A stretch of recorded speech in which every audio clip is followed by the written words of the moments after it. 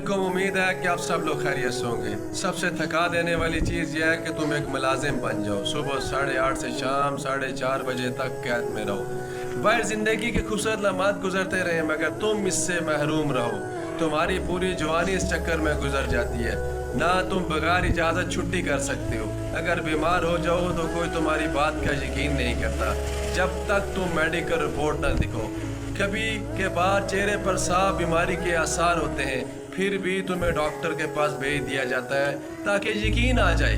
रोज तुम सवारियों में दौड़ते फिरते हो बस उस वक्त पर पहुंचने के लिए जो किसी और ने तय किया होता है। तुम हर वक्त तनख्वाह बढ़ने के ख्वाब देखते हो, उम्मीद लगाए रखते हो कि शायद तरक्की हो जाए। तुम रोज सुनते हो कि शायद तुम्हें वो हक मिल जाए जो तुमसे छीन लिया गया था, मगर तुम्हें इस कैद से निकलने की इजाज़त नहीं जब तक 25 साल या रिटायर्ड की उम्र तक न पहुंचो।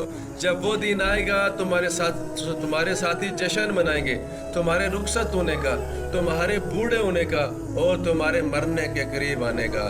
तुम्हें तुम्हारा ऑफिसर सर्टिफिकेट देगा जो एक ऐसा तोहफा है जो ज़िंदगी के बदले दिया जाएगा, और खामोशी से घर वापस आ जाओगे।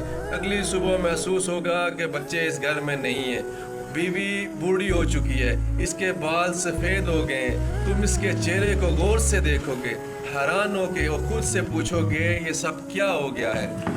तब तुम्हारे दिल की गहराई से ये आवाज़ आएगी कि नौकरी ज़िंदगी चुरा लेती है।